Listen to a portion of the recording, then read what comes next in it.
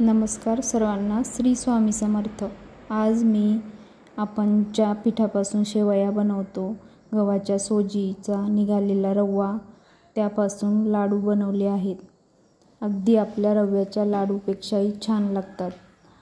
चाळलेला पिठातून निघालेला रवा घेतला, त्याला छान तुपामध्ये परतून घेतलं।